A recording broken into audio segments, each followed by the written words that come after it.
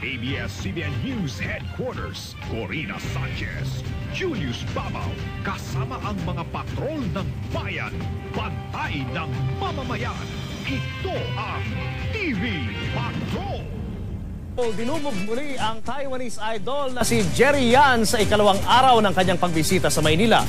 Sobrang pasasalamat naman si Dao Mingsu sa mainit na pagtanggap sa kanya ng mga Pinoy. May report si Star Patrol Mario Tumawa. Pag-entra pa lang ni Jerry sa entablado ng La Pavilion sa Roas Boulevard, hiyawan na agad ang mga fans na dumagsa para sa media appearance ng aktor para sa bench. Kinontrata si Jerry ng 16 months sa halagang umano'y 14 million pesos. Game na sinagot ng 26 anyos na 5'10 Asian superstar ang lahat ng mga tanong na ibinato sa kanya. If you're willing to pose in bench underwear,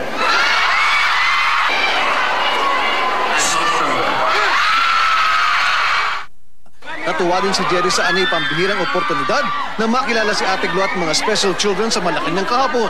Nakakagulat ang komposisyon ng mga tagahanga, teenager, lola at disabled, maging si Mrs. Gina De Venecia. He's so guapo.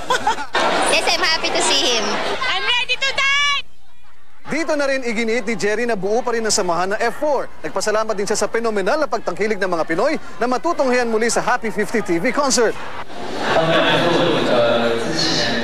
There were ups and downs in his career, but mere fact na yung response ng mga tao ngayon sa kanya, it gives him enough inspiration to go on. I want to say everybody, mahayo. Makakaasa ang kanyang mga fans, hindi ito ang una tuling pagkakataong dudumugin si Dao Mingsu sa Pilipinas. Pag-entra pa lang ni Jerry sa entablado ng La Pavilion sa Roas Boulevard, hiyawan na agad ang mga fans na dumagsa para sa media appearance ng aktor para sa bench. Kinontrata si Jerry ng 16 months sa halagang umano'y 14 million pesos.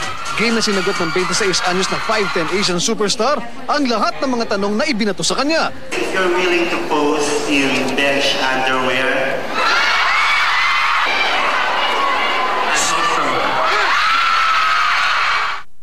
Natuwa din si Jerry sa anay pambihirang oportunidad na makilala si Ate Glo at mga special children sa Malacanang kahapon. Nakakagulat ang komposisyon ng mga tagahanga, teenager, lola at disabled, maging si Mrs. Gina De Venecia. He's so guapo. Yes, I'm happy to see him. I'm ready to die! Dito na rin iginiit ni Jerry na buo pa rin ang samahan ng F4. Nagpasalamat din siya sa fenomenal na pagtangkilik ng mga Pinoy na matutunghayan muli sa Happy 50 TV concert.